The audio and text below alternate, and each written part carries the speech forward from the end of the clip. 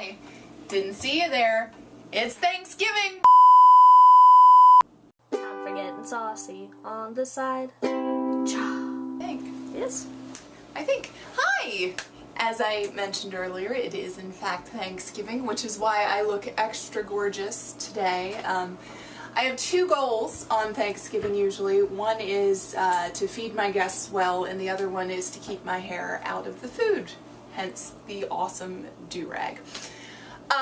So we did a little debate this morning about what part of our Thanksgiving we would share with you, and I know stuffing is very important to me, and it's pretty important to Charlotte too, so we figured let's talk stuffing today.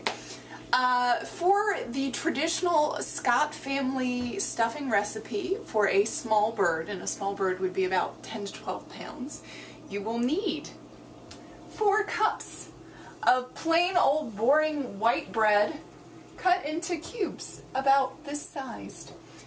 You can do bigger or smaller too, that's fine. Half a cup of chopped celery, again chopped pretty fine. You need to at least cut the stalk in half lengthwise in addition to crosswise.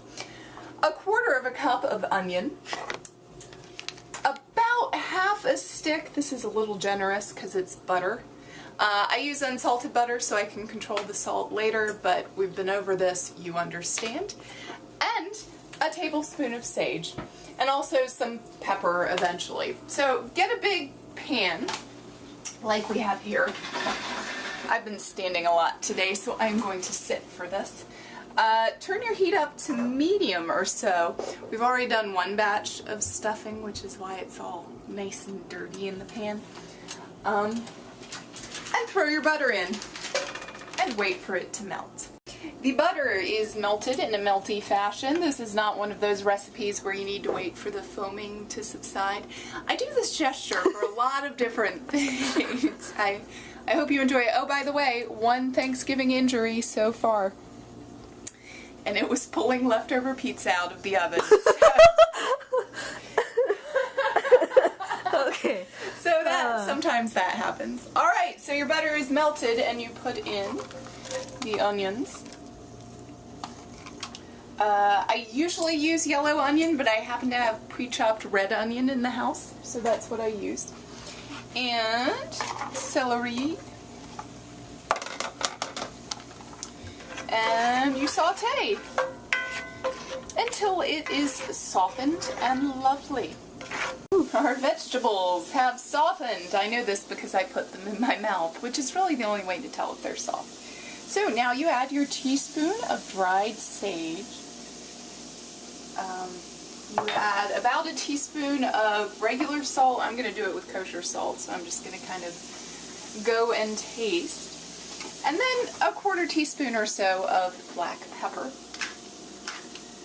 Just going to kind of crack myself silly. I guess that's, I don't know, I was trying to crack myself. I'm a little stressed out, okay? We are an hour and a half from having people here for the love of night and the love of Thanksgiving. Alright, so you stir it all around, you find your bread. In this case, my bread is here. You dump it in here,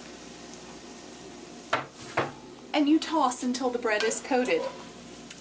And that's stuffing, people. It's that simple. I try to present you with generally pretty simple things. You will throw some bread on the counter, and the best thing to do with it is exactly what Charlotte did.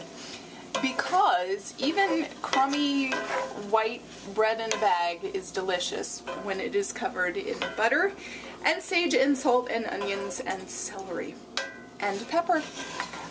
So at this point you can put this in a baking pan for roasting separately. You can jam it into the cavities of a turkey. My father actually once put this in a pork tenderloin, which was beautiful, but we don't need to talk about that because today is all about the turkey. So this is stuffing number 1.